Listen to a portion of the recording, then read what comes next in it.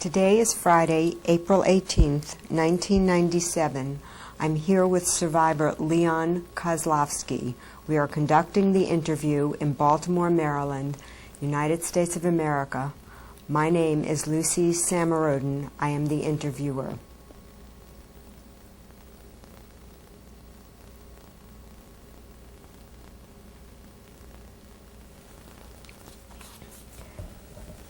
Today is Friday, April 18th, 1997. I'm here with survivor Leon Kozlovsky. We are conducting the interview in Baltimore, Maryland, United States of America. My name is Lucy Samarodin. I am the interviewer.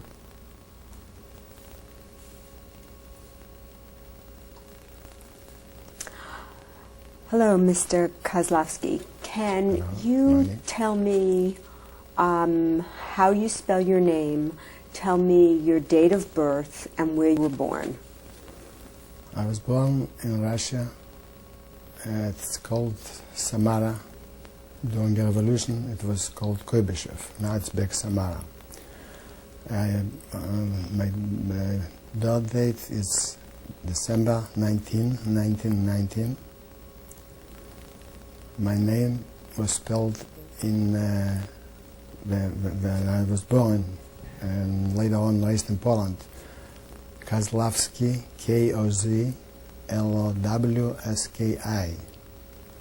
In 1949, when I came over to the United States, in Baltimore, changed my name 2 letters, Kozlovsky.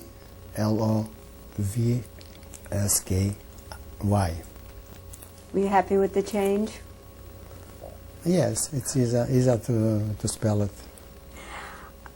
Was your first name Leon, or did you have a Hebrew name or a Yiddish name?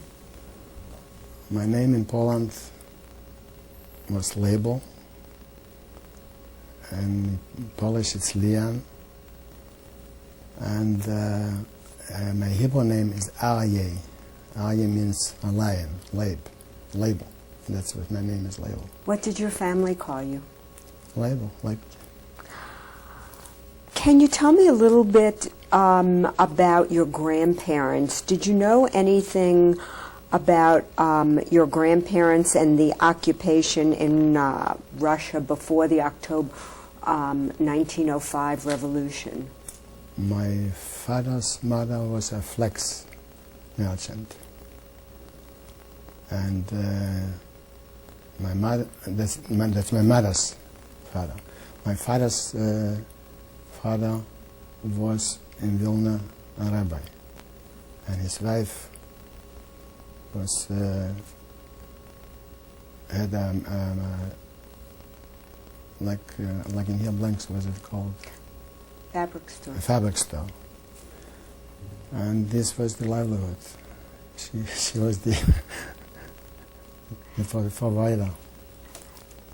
Did your parents ever tell you about your grandparents, about if they suffered through the revolution?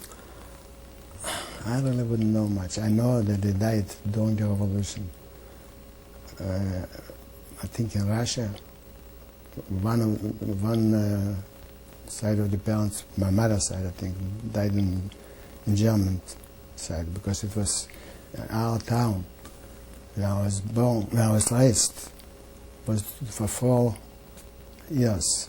The Germans been staying on one side of the mountain, on the other side, about 5 kilometers, the other mountains, in the fortifications for 4 years, and shooting at each other. Everything was burned.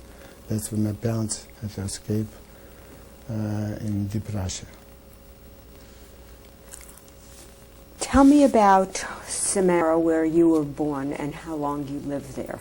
Just 4 years. I don't know nothing about it. Tell me what you remember when you moved. Where did you move from Samara? My father moved back in the birthplace. That's Krevo, where he was born. Could you spell Krevo? Krewo. And where was Krevo near? That's about 20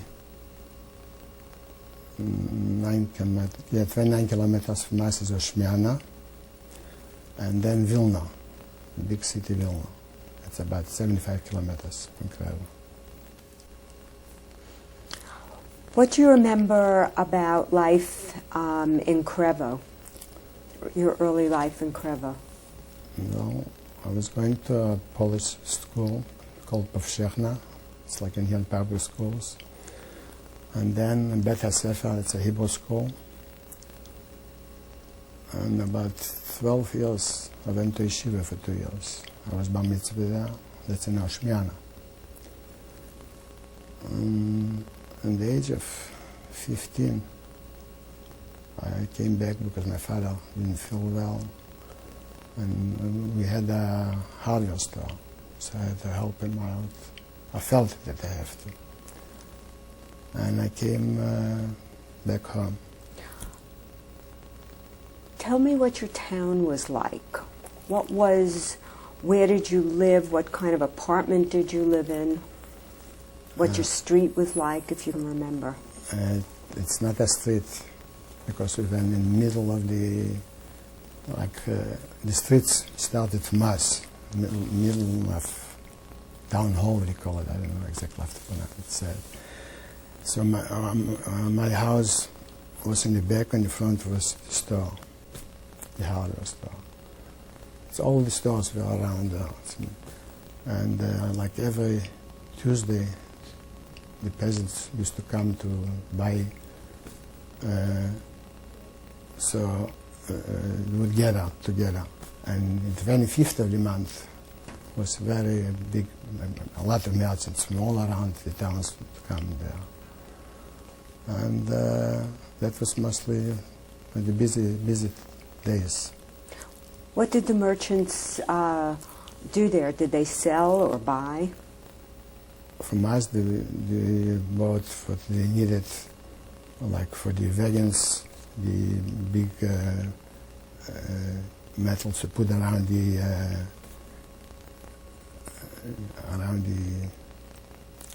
wheels, to keep the wheels in strength.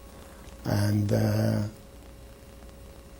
the peasants used to buy from us, like for whatever they needed for the farms, like for the cattle to grind the straw, the special machines, and their pots and pans and everything. But it's not like in here hardware. Nothing in electrical things. No electrical hardware. Nothing electrical things.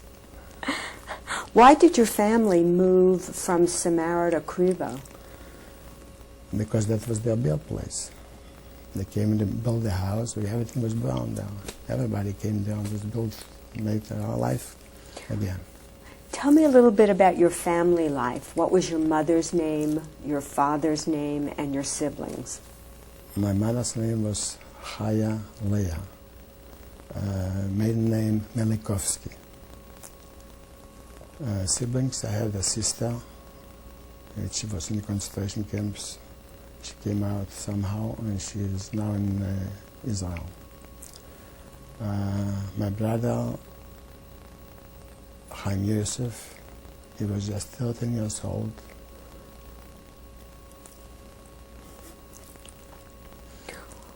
Where were you in the family? He was 13 years old when they took him in the ghettos, and then from the ghetto in the concentration camps. Shall I say now all about it? You'll ask me later about him. He died in concentration camps. The last days before, I don't know exactly, I was told when I came to Germany in 1946 that whether that was in the part from where the United States Army came or the Russian Army. They had corpse, big mountains of corpse. They wanted to somehow to erase it, the Germans, the SSS. So they took him and 3 or 4 more boys. He was 18 that time.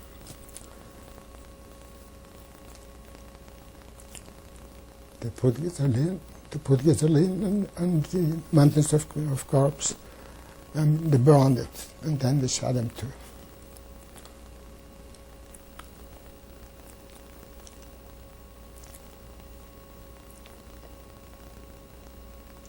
Tell me how you celebrated religious holidays in your house. My father was an Orthodox man. He didn't have a beard, but he never shaved, he clipped with a shear.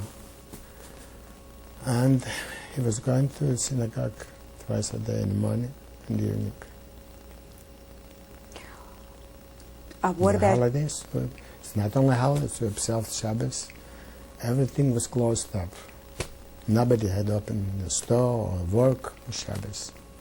Shabbos was rest day. Did your father wear long coats or? No. We were not Hasidim. No, just religious. What about your mother? My mother was a very nice lady. I go right there on the picture. Do you remember your favorite holiday? Holidays was always favorite, because bought my new clothes, and like in here, special Pesach, Shavuos. Rosh Hashanah was more on the, like forgiveness days, different. Were there always special preparations? Oh, sure. What do you remember? Special for Pesach. Pesach, you clean the house and you get prepared for its dough and for this. It's like in here, but... Tell me what you liked to do in school. Did you have a favorite sport? Not particular, no.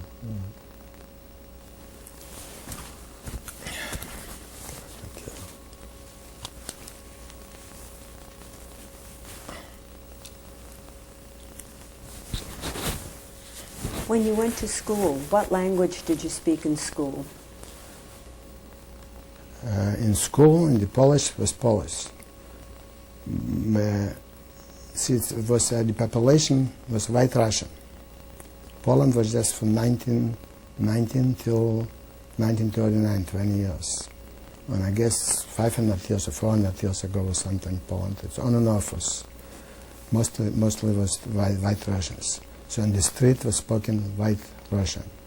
And the office and the police station and the offices was Polish.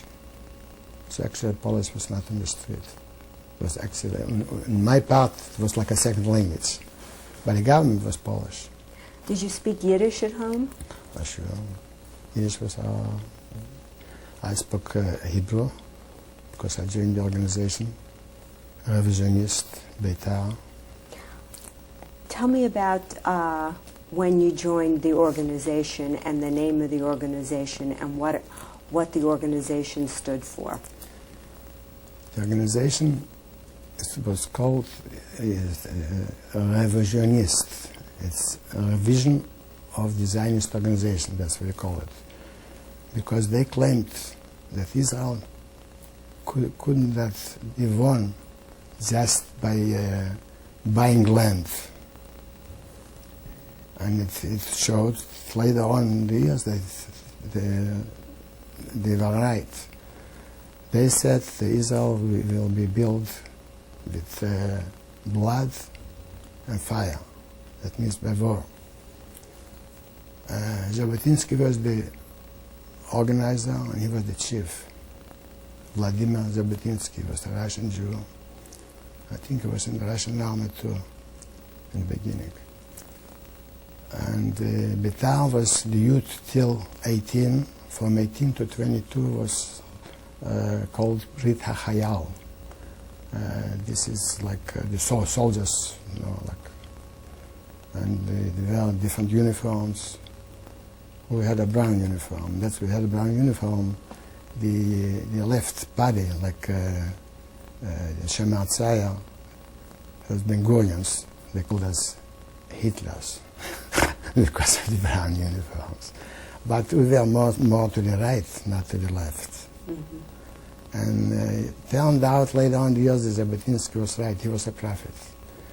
his organization, revisionist organization, was very strong in Poland and Lithuania. And he was going and preaching, and he was a very good orator, the best after Lenin Trotsky. Lenin Trotsky was that time one of the best, and he was the next to him. He was talking, Jews, please, brothers, get out of Poland, because Poland is no good, it will never be good for you. It will be a very bad end. And it looks like he was the prophet. A lot of them listened. That time there was Palestine, to go to Palestine. And a lot went to Palestine, in the kibbutzim, and then to Palestine. And he died in 1939 while being here in New York on a speaking tour. He died in 1939. Did Zabotinsky have a right-hand man? And his right-hand man over Poland was Menachem Begin. That time he was, I guess he was about 2 or 3 years older than me. He was the chief of Poland. He was a lawyer, by the way. Did you ever get to meet Menachem Begin? Menachem Begin not, but Zabotinsky I met while I was in a speaking tour in Volozhin. It's about 28 kilometers from us.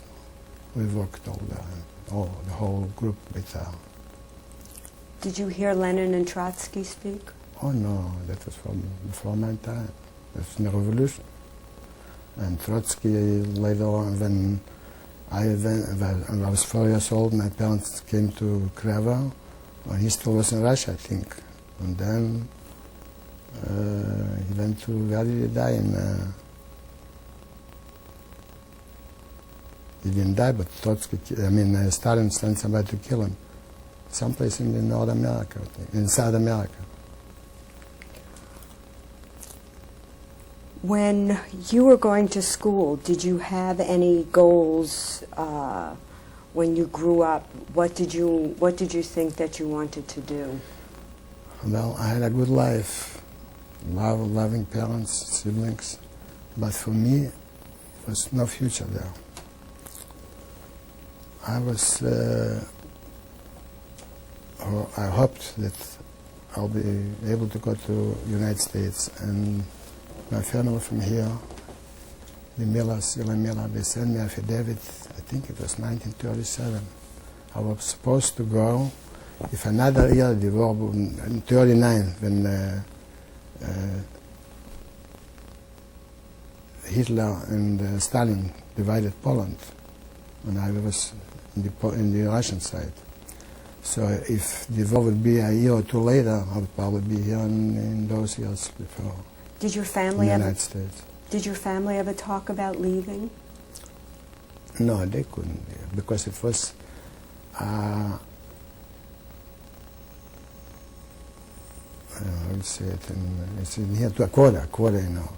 Like from Poland to come out to the United States was maybe a few thousand, you know. You had to wait for the quarter. That's what took me a long time to wait till the war came. But my father was very close with his sisters, my aunt. Tell me a little bit about your bar mitzvah. What do you remember about it? That was in yeshiva, so it's not much of it's not like in here. It's like day to night. It's nothing, I just said after a little speech, and that's all. They don't make much in those times. And even now, in the yeshivas, they don't do much, you know. The hair and kichel, and that's all, nothing else. What kind of synagogue did your father worship in? Was it a large synagogue? Or? No, we had just one synagogue. Pretty size, but nothing plain synagogue. Was up was the woman upstairs, you know. It's like the old-fashioned synagogues.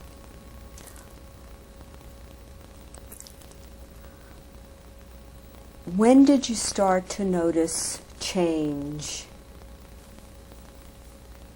in, your life? When did you start to notice signs of anti-Semitism? In my part, where I was raised, I told you the white Russian population, they were anti-Semites. But to hear them on the streets or saying something or doing something to us, we didn't have this experience, like in deep Poland, you know. And the big cities was different. And sometimes something happened not to us, even between them, so it was the police there, and the police were very strong with them, you know. It was, we didn't have a bad experience in an anti-Semitic thing. You know. Did you ever see any incidents ever happen to you when you went to school or when you were walking in the streets? No, not in my part, no. Did your town have a Yiddish theater? No. What about Yiddish police or courts? No, that was a shtetl. So we didn't have these things. It was all Polish. Even in big cities, I don't think they had Jewish courts in Poland. When did things begin to change? Do you remember the year that things started to change for you? What was happening with your father's business?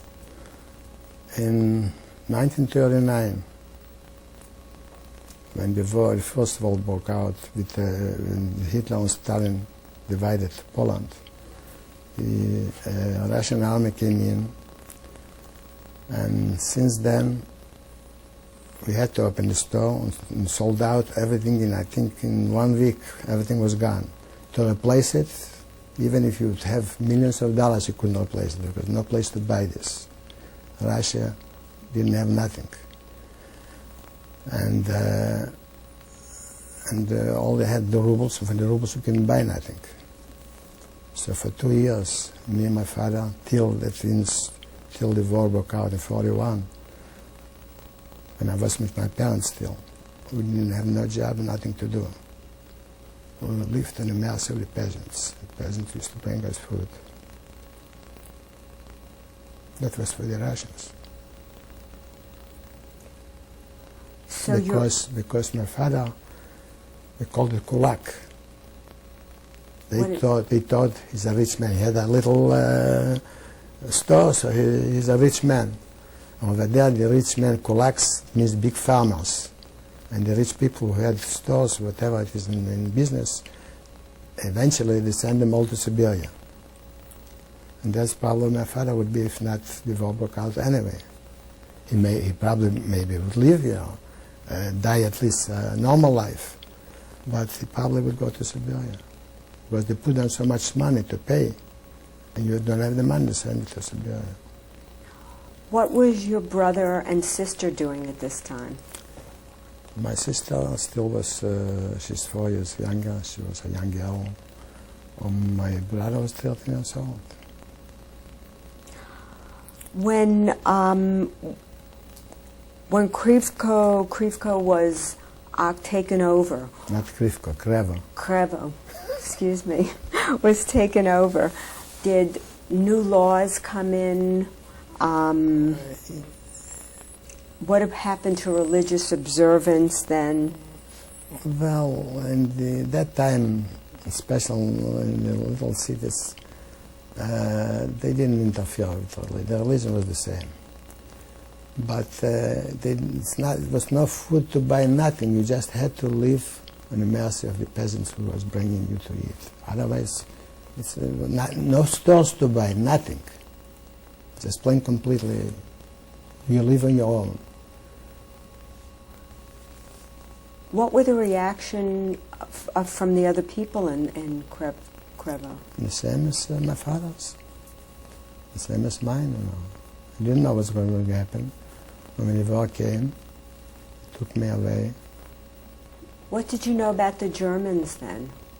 Did you know anything about the Germans? We heard about, we had a shortwave radio We've been listening all the time what was going on to these speeches, Hitler's and everything. Yeah. We knew it anyway. That something's going to happen.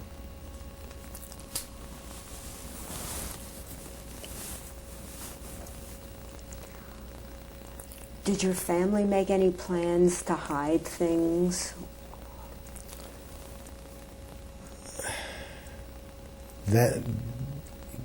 I don't remember this, but they probably did whatever they had, if they could hide, was the time when the Germans came in. Well, a few days before, because I was away 2 months before the war broke out. The Russians took me away. Where did they take you? They took me, it was 2 weeks after Passover, I remember this, in 41. 2 months before the war, they took me in the forest of Bransk forest. There's big forests. It's in Russia. I think it's also White Russia, around Minsk someplace. And I was there for 2 months. They trained me with the rifles and with horses, you know. It was a battalion, horse battalion, I know what they call it in the United States. There was cavalry, a special battalion. And they brought in about 40,000 Russians, which they trained them every year a month. So when the war broke out, the Germans shut the forest, they put everything on fire. So we didn't have no houses, they were just plain under thick forest, thick trees. And that was our shelter. So they burned it, we came out, it was a big river, came out in the river. And they killed a few of them. And so Stalin thought, the communist regime thought that we gave out them. Because it's just 40,000 Russians and the rest was Polacks, Ukrainians, and a few Jews, you know, from the occupied place, territory. So they thought that we gave this out because he knew already where we are. And Stalin took us off from there. The Russians he sent on the front, and a few Jews and Polacks and Ukrainians he sent away on the mountains of Ural. We went there for 4 or 5 weeks with the cattle train, cattle wagons. So what were the circumstances that led you into the mountains, to the Ural Mountains? What do you mean circumstances? You trained for 2 months in the Russian army. Yeah. Okay. And from the Russian army, you went to the Ural Mountains. Yeah. Okay. What did you send me for? Yes. Okay.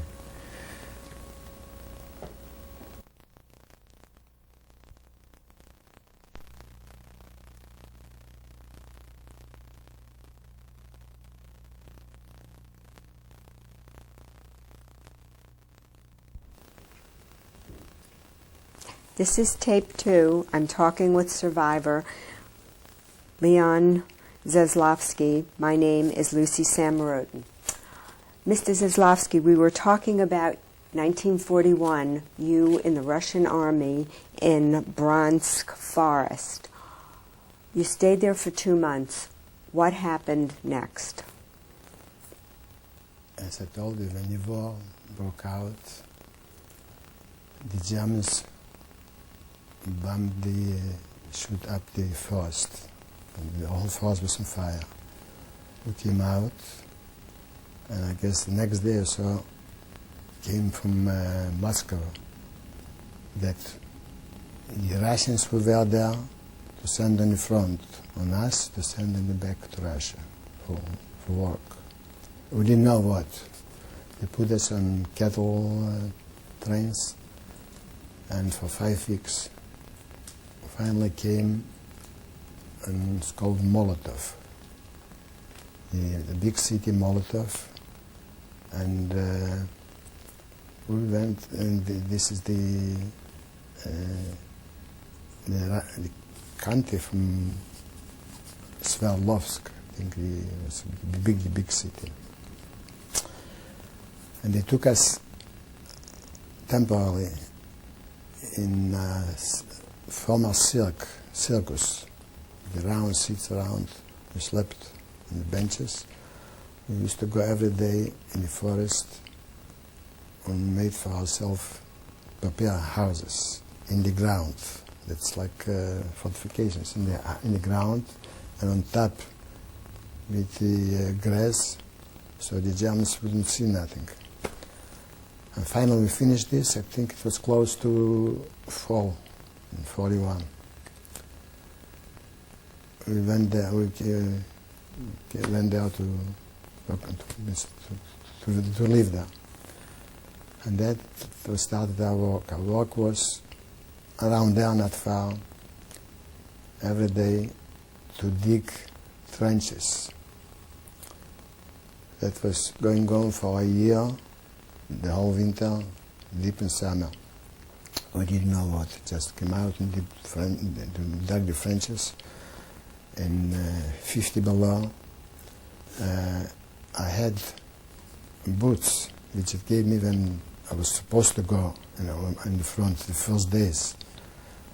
They took off this and gave this to the Russians, uniform manual.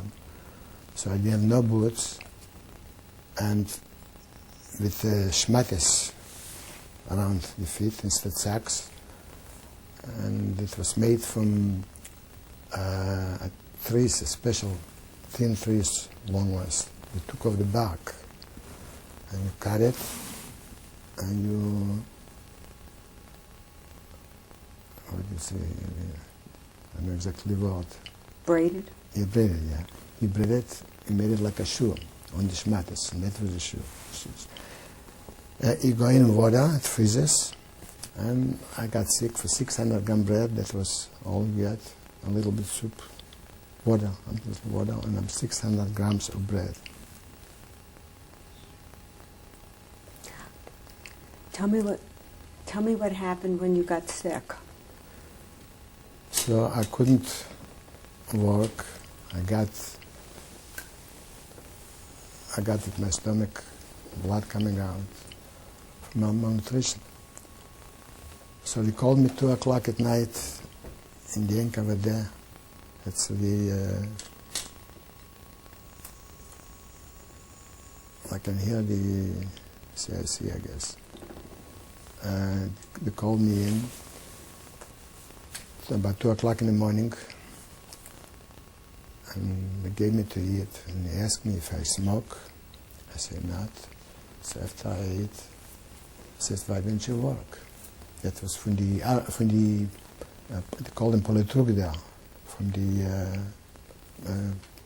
the Communist Party, because they had in each branch, wherever it is, or in the work battalions, or any place in the army, they had their, from their Communist Party people watching me. So I answered them on this, I cannot, I'm sick.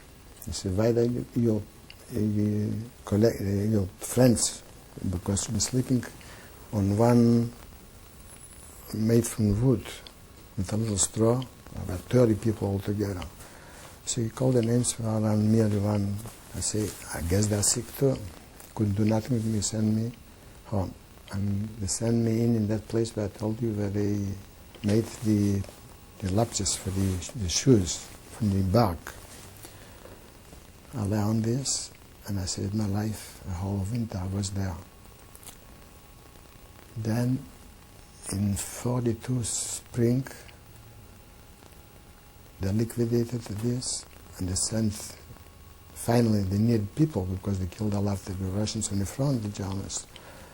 They needed people on the front, so they sent from our people, the ones who were healthy on the front, the Polacks, the Ukrainians, a few Jews, very little Jews there. And me they sent on in a forest to cut the wood in logs, 4 feet logs, and then they bind it together and send it on the river destinations, to the big factories, which Russia is very rich in everything, and a lot of coal, but they didn't have people to get out the coal. So that was our job, to get the wood to the factories, to get instead of coal. I was there the whole summer and winter. It was a little better there because I could go out and get the in the forest, something to get to eat, like different things, and then to cook it, and then after work. We worked for 12 hours on 600 gram bread just. But I got through somehow that winter. In 42, is it okay? Can I go? Can I go farther? Yes. In 42 to 43, it's spring. They took us again away from there and sent us in the city. We walked about 2 days to the city of Molotov. Over there came in a yard Russian. And it was already sun out, we've been all out, and some of them with crutches, laying on the ground. I got in a building, which also a politruk from the party is sitting, just one man. And he asked me, "What's wrong with you, young man?" I was that time about 24, probably 25, not 24. I looked like 15, skin and bones. He sees that I have everything, the hand and my legs, everything. What's wrong with you? He just came to me. I say, I have a shrapnel under my head. That means a piece from the missiles, from the Guns. He's not a doctor. So he says, okay, second rota. I came outside, the Russians are asking me, what did he say? I say, he said second rota. I don't know what it is. They say, good, you're not going on the front, you'll be here. That saved my life again. If not, it was on the front. So they took me in about 20 minutes. They had like in here, the light rail. And I came, I saw smoke and fire in the sky. That's all I saw. The factory was in the ground. It was the biggest factory at the time for the build the 60-ton tanks for the war. If they would send me in that factory, I would be dead again right away, because 40,000 people died there every year from the fire, from the hard work, on not enough food. They gave 800 gram bread, more than the rest of us, but it's still not enough from the hard work. They didn't send me there because they were afraid again. I'm not a Russian. So the first night I remember this, a Russian, a little fellow with or came from the war already, and he was taking care of the house. It's a big 5-story house. Took me downstairs, gave me a room, and looks at me, and I was with from the front, with the uniform, torn uniform, torn coat, torn up, old coat. He says, where are you from?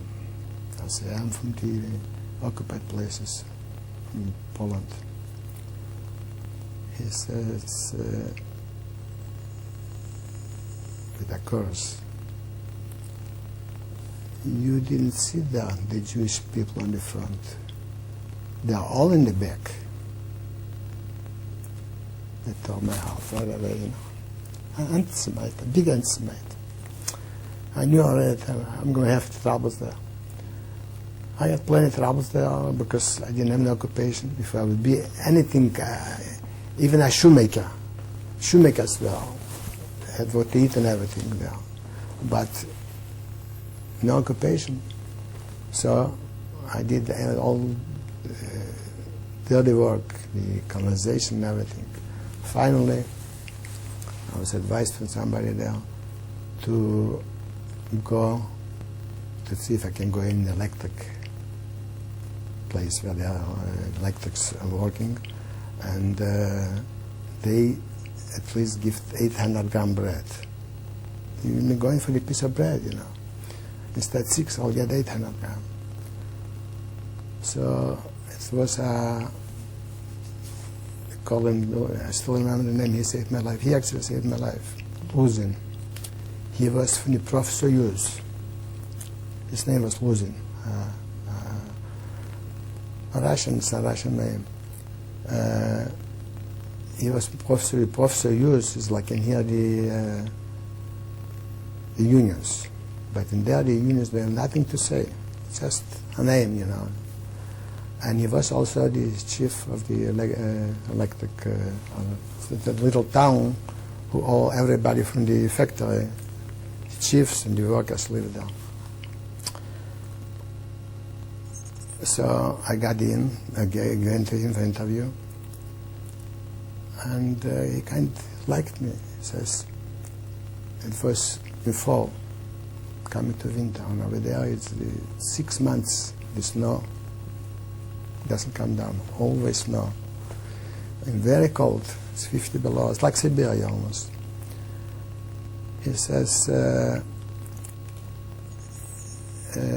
over there they call Tavash. Tavash means like in here friend, no, not friend, Chaver. If I send you now on the line, see over there you have to work on the line too, and electric lines. If I send you on the line, it will fall down in the snow, and that will be your end. Because it's the way I look, you know. Come to me when the sun comes out. So I struggled through the winter, I came to him, and they took me and sent me in the place where they had 6 electron Montios, and just 2 of them, and I was the 3rd one.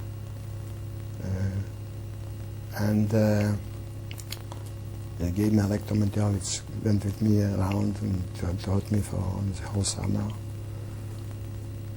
And then he took me off losing that shift, and he made me for, it was in 3 shifts. The place where he taught me was just open in daytime. And in nighttime was sitting from 4 o'clock till 12. It was the hardest shift. Then from 12 in the morning till morning, from 12 night till morning. And I had to go to repair. When they come out from the factory, everything was electric. And they cooked on little plates, the spirals, you know, and that burned, you know, it burned the line. And they've been stealing from the line too, because they were not allowed to use too much kilowatt. So I was preparing this. So I had a little time. It still was not enough food, and I didn't know what to wear. So I thought, what can I do? A couple days, I went in starvation, completely native, and I sold my piece of bread. Then I bought another ration card, and I used to have more to go in the restaurant because everything was on ration cards. So I had more food. And finally, I went in the black market a little bit. I sold the tobacco, you know, from the because I was not smoking, and I bought some clothes for me.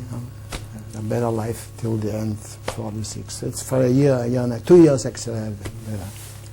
If not that losing, I wouldn't survive.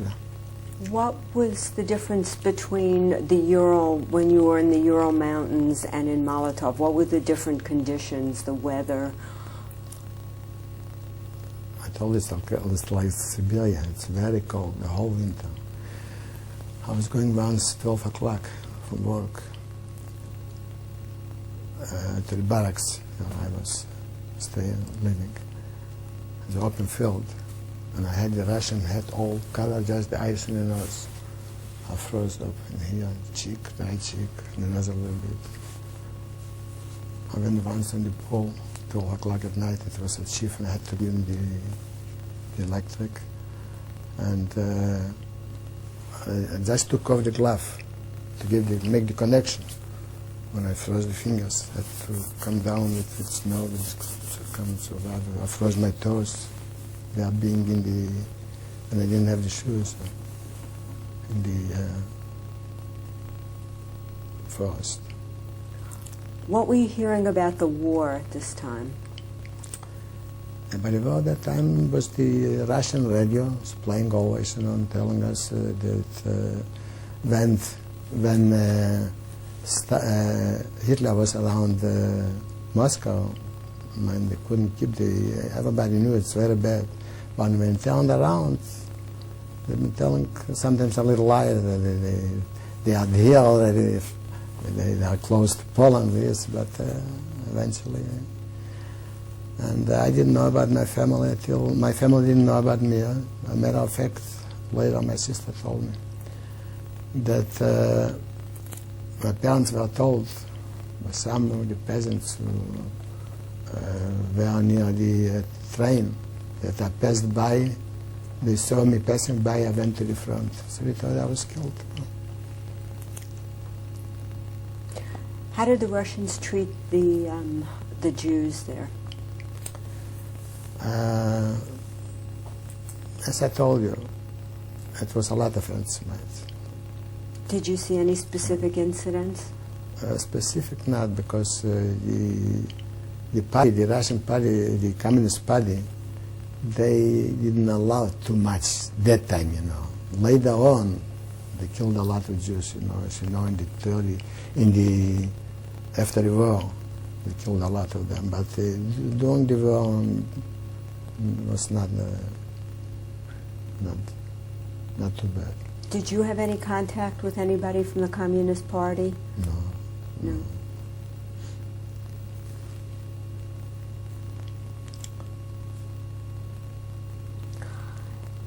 When you were in Molotov, did you meet anybody there that you knew from the Ural Mountains? Did anybody that you know came with you? I had a friend, it's Molodechny, it's about 40 kilometers, I think, from us, in Poland. I met him there. Where? In Molotov. Mm-hmm. He worked in hospital, I think. He was a dental technician. And he didn't live. He went to Almaty, I think it's Uzbekistan. He had an uncle there. After the war, he went there. You said the food was getting better once you were able to sell some ration cards. What do you mean by the food getting better? What did you have to eat? And I had to go with the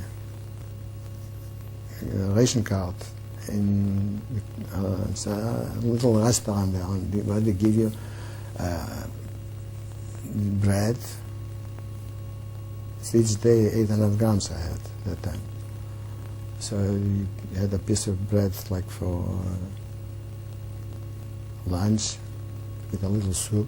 But in the soup was, if you had more on the ration cards, what to give another, if you used 2 ration cards, you had more to put in the soup,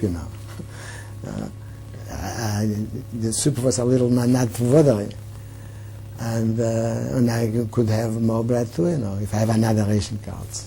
That was it. Who gave you the ration cards? I told you about it.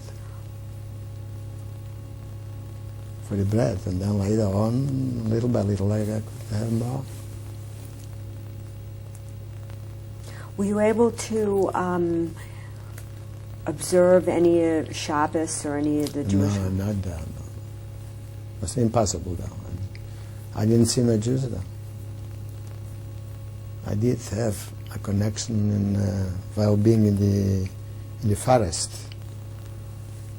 Was the chief of the, I think it was about 100 of us who were cutting the wood. So the chief was from Moscow, a Jew. He was a chief of a shoe factory or something. They closed it up and sent him out to be with us. He had his family there, and he was prepared in case the Germans comes. He had a horse and a rifle. He said, if the Germans comes, they'll kill me, or the peasants will kill him, because they knew he is a Jew. So he said, the first thing will be, I'll kill them, then they'll have to kill me. He was very nationalistic. But the Communist Party, and I was doing some, it was from the Communist Party.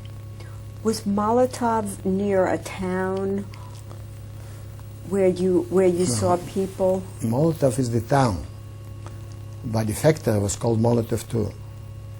Molotov is where I was for the interview with the Russians on the ground. I told you that, and then they took me over to it's a little city where all the workers and the chiefs from the factory lived.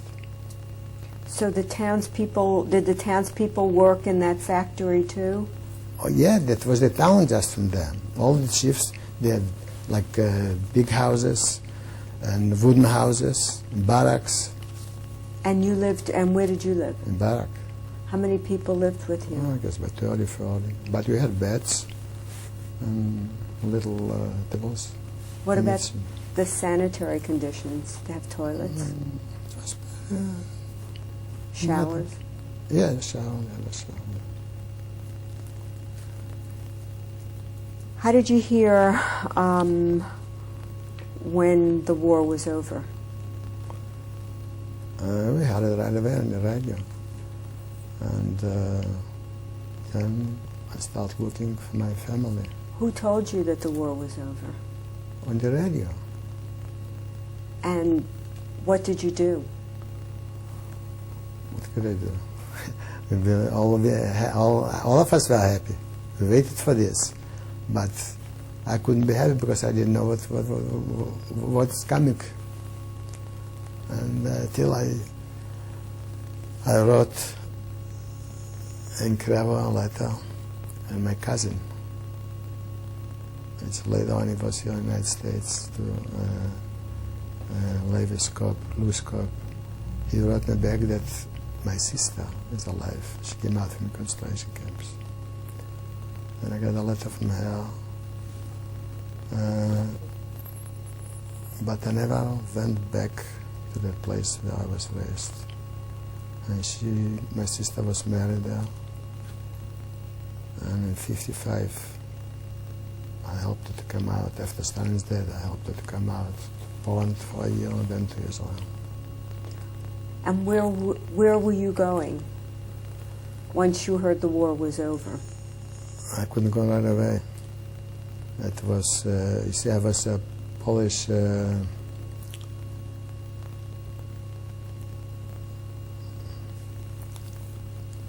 the word. Citizen, thank you.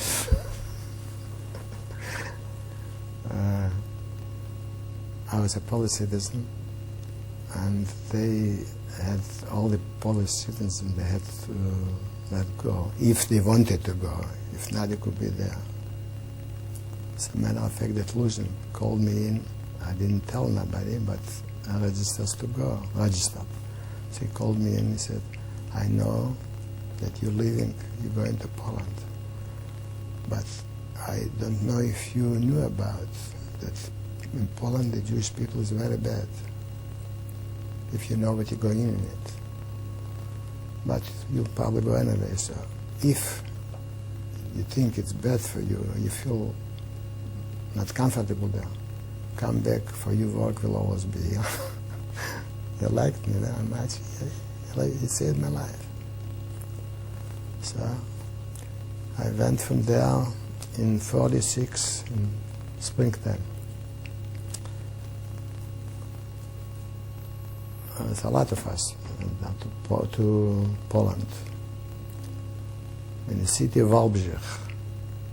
That was a former German city. Now it's Poland. I was there about 3 months in a kibbutz Ichud, called Ichud. It's also a Zionist. It was a Zionist, not organization, but the kibbutz was called Ichud. I think it's more religious. And from there I went in Austria, Linz, for 3 months, and then I went to Germany. I was supposed to go to Italy, because I was again in the organization Betar there, and they took me in Yargun. If you know what Yargun is, was Menachem Begin organized after the war, where they burned that hotel David. Those times it was in 47, I guess 48. So I was supposed to go to Israel, but knowing that I have family in here, they'll probably send a affidavit for me. So I decided to go to Germany.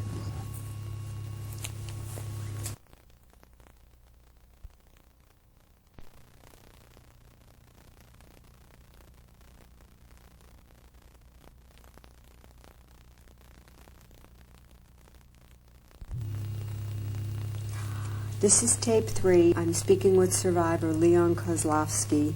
My name is Lucy Samarodin. Mr. Kozlovsky, we were talking about the last days of the war, and how did you arrive in the DP camp? What circumstances led you to the DP camp, and where was it? It was in 46, in spring. I came from Russia to the city of Wałbrzych, Poland. It's a former German city. I was there for 3 months in a kibbutz Ichud. From there I went to Austria, Linz, city of Linz. Actually Wegscheid. Linz was the city, Wegscheid. That was the camp.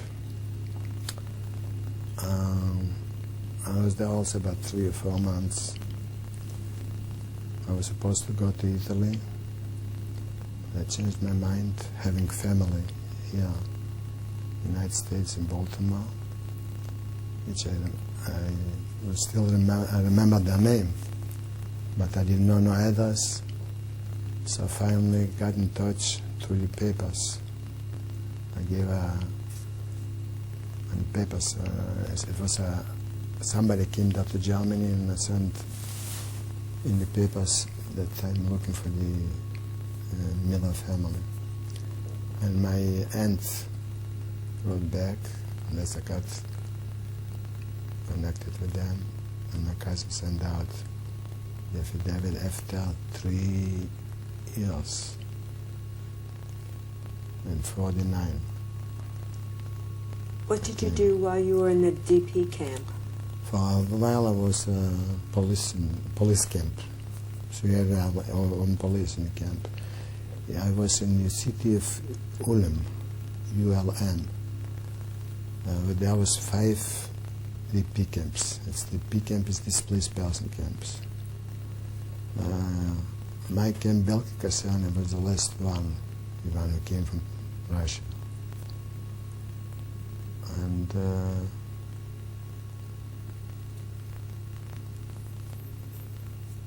I was there for 3 years, from 46 to 49. Did you know anybody? Was anybody there from Krivo or from the No. Ural Forest? Together me from there, no, not in this camp. But over there I met a man that he said he didn't witness himself, but somebody told him about my brother, the way my brother was killed. I found out from them. How did you find out what happened to your parents? My parents, after the war, my sister was not with them. She was in the ghetto with them, in Oshmiana. But then they took her to the concentration camps, which I don't know exactly, she was in a few of them. And she almost was dead too. She had typhus, and she lost her hair, but she came out somehow. And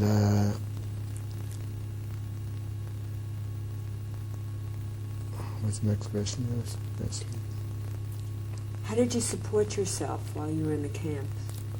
We were on the UNRWA rations. It was what they have it for the camps all over the world, you know. I think it's mostly sponsored by the United States. UNRWA, it's called. So we had rations cards. What were the living conditions like? Oh, it was in the houses was where the former German army used to live, German barracks. And in one room was about 3 even families, married families with singles, living all together in one room, about 5, 6 of them. But listen, nobody complained. Still better than coming out from Russia, and a lot better concentration camps. What language did you speak while you were in the camp? Well, it depends on whoever. Mostly Yiddish, but from the cities, like in the big cities, some of them spoke Polish too. Was there any entertainment going on in the camp? Did they have movies or theaters? Or? Yeah, in the big camps they had, but we didn't have them. How did you get to the United States? United States, And what year? in 49, March 49. I told you I got connected with my cousin here, when they send out papers, affidavit, that is responsible for me, and I came over. I worked in the beginning like a year. How did you Yeah. come? I came by, it's an army transportation boat from the war. It was called SS Tiger. Just a plain, very plain, simple boat. I think we went for 2 weeks. Were you sick on the It boat? took us 2 weeks. Were you sick on the boat? No. To the end, I think, last day today, but I was all right. How many people were on the boat with you? Can't tell, it was a lot of people. It was not a big boat. What was your first impression of the United States? I was glad to come out from Europe, and I thought I'll be able to start a new life, which I did. I'm thankful to my family and to the United States. Earlier you said that one of and to Truman. earlier you said that one of your goals as a young man was to come to the United States. How did you feel when you first came to the United States? Did you feel like you met your goal? Met my goal, yeah, but after that's the way I thought. I thought that I'll come over in 37. Would be different, but that's the way it happened. That's our fate. When you arrived in the United States, did you experience any anti-Semitism? No, I wouldn't say no, not the United States. For me, no. What did you think about how the streets looked here? A lot better than in Poland. In what way? and better than Germany too. In Germany, is most of the I wasn't in Berlin. I don't know about those. Is the streets are made from stones.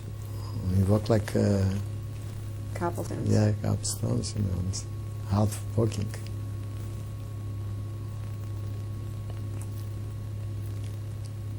Did you talk about your experiences when you came here?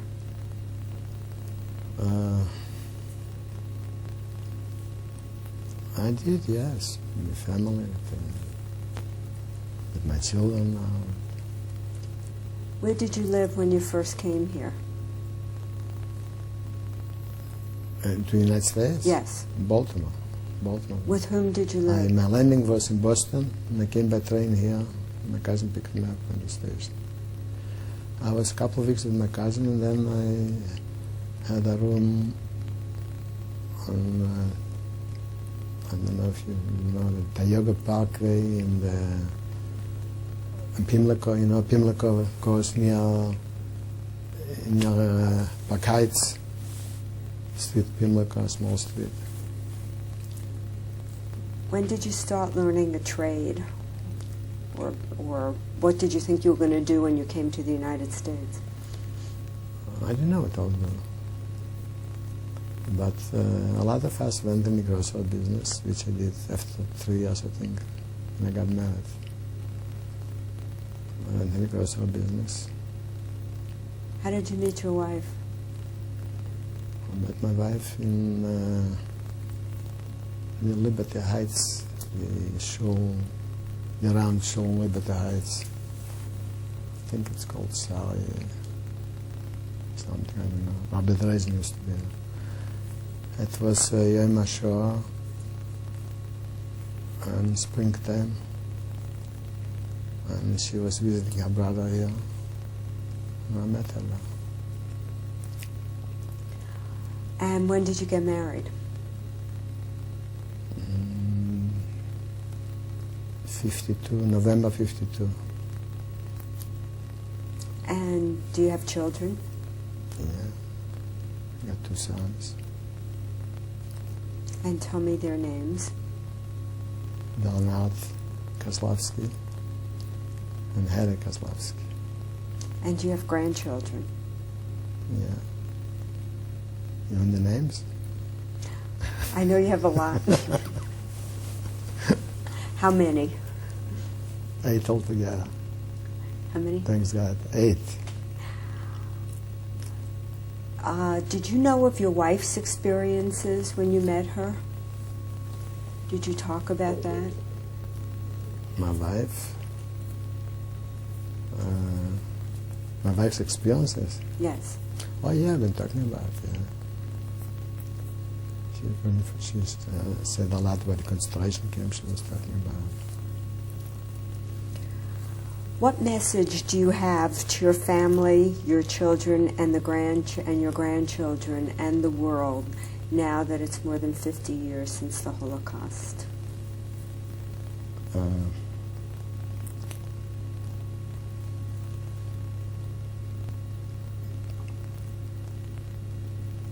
I would say that my children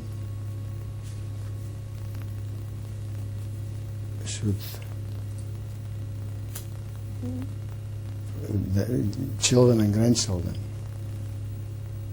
should say it to the world and remind them always, for generations to come, what happened to our people. That should never be forgotten. What happened to us.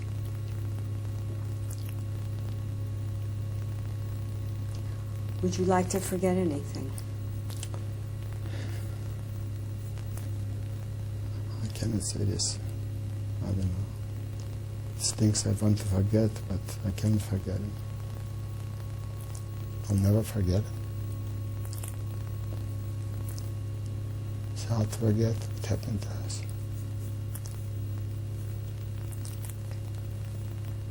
Did you tell your children of your experiences? Yeah. Matter of fact, my sister was 11 years old here about 5 years ago, I think, 7 years ago. And my sons made a video of my life.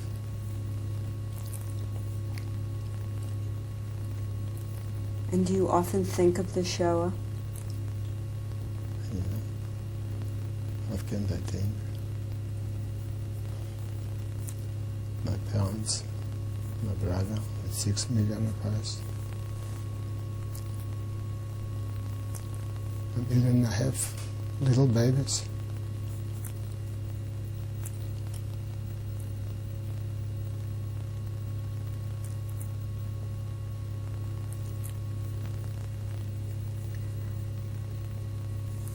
Is there anything else you'd like to say? Yes, that we have to always keep talking about, tell our children and grandchildren never to forget it, and maybe by reminding everybody, the whole world, what happened, maybe that will help to erase anti-Semitism, racism, and hate. Maybe it's going to be a better world to live for the future. And peace in the world. Thank you for sharing your story. Thank you.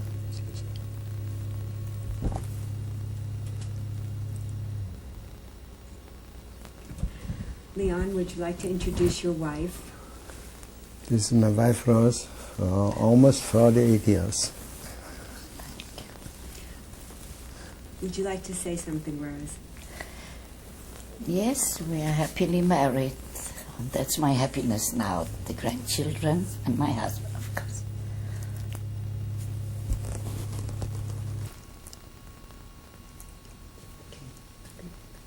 Tell who they are.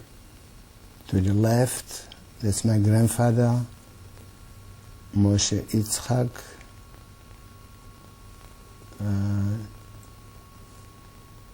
He was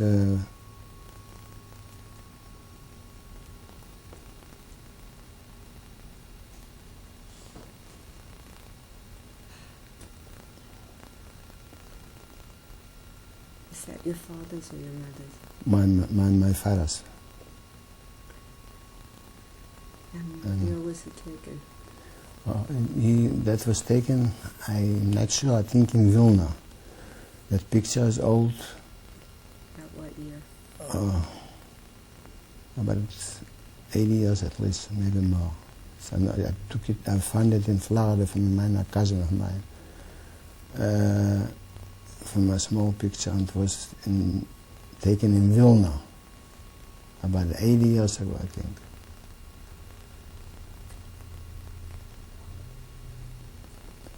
And the same, this is to the right is my grandmother, Braina Rivka.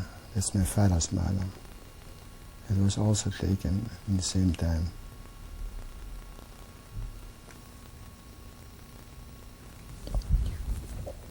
Who were the two women on the left? To the left is my mother, Chayaleah was her name. That's to the left. To the right is her sister, Your mother is seated. Yeah, my mother is seated. And what was her And sister's name? I really don't remember because she died when I was a very small child. So I don't remember her name. Do you remember where it was taken?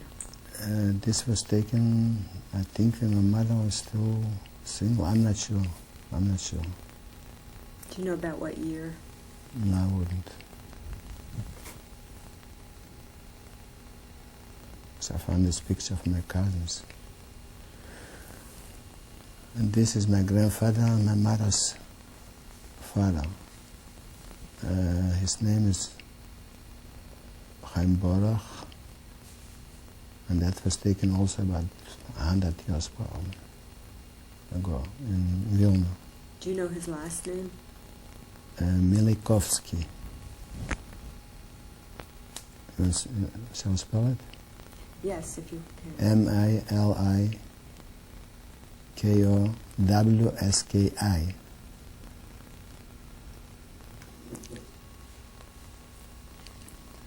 Mr. Kozlovsky, what is this a picture of? This picture, I was told, is when they brought in the Torah, a new Torah, and everybody gathered there with a lot of rabbis, if you can see there, and my father is to the right, where I made a sign. Over to the right is the second one from top. He's in between, from the right side. That's the only picture I could get from my father. Where was it taken, and do you know about what year?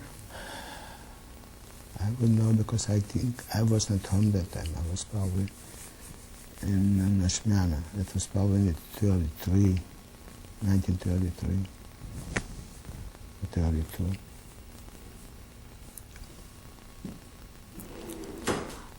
Mr. Kozlovsky, what is this picture of, and who's in it? This is a picture of my brother. What was his name? Chaim Yosef.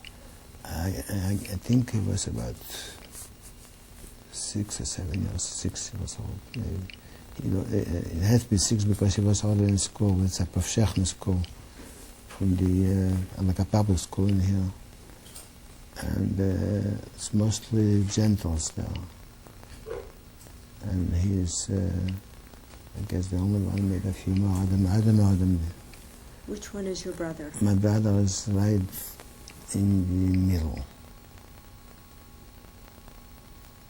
Can you point out which one? Can I point it? You know about what year this was taken? Can you show me? Well, my brother was 13 when the war broke out in 41. So I was 35 probably, 1935, 36, something like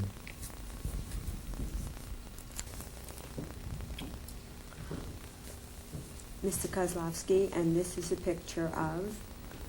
That's my younger son, Harry Kozlovsky, Harry, Adrian, and the son, David.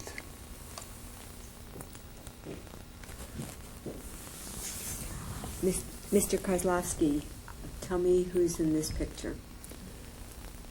My younger son, Harry, his wife, Adrian, and son, David. And where do they live? Here in Baltimore, not far from us.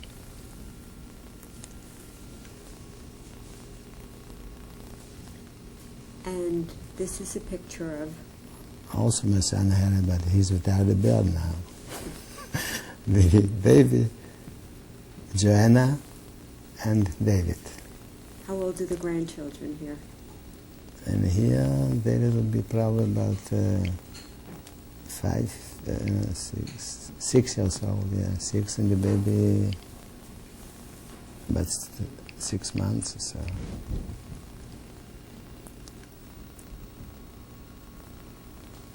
tell me about this picture, Mr. Kozlovsky. From the right, my wife Rose, and my grandson Chaim, that's the oldest one. Then to the left, my granddaughter Dina, my son Bernard, his wife Sonia, and her mother Ruth. And then again to the left, Hinda, my granddaughter, and my David, my grandson David. And what was this taken for? This was taken as a family, but we, as you see, my granddaughter is pregnant, so in a couple months she had another baby that is Pnina called, which is not, she'll be in another picture.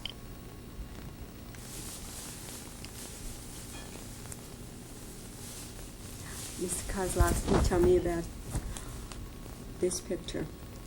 To the left is my granddaughter Pnina, which I told you before in the picture before, my daughter Sonia was pregnant with.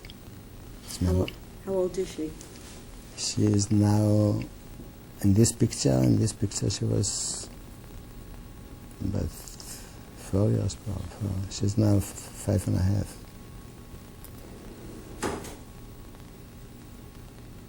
And this is the smiling baby. Her name is Eliza. Lovely girl, Eliza. And she belongs to? That's the same family. It's Bernie and Sonia's.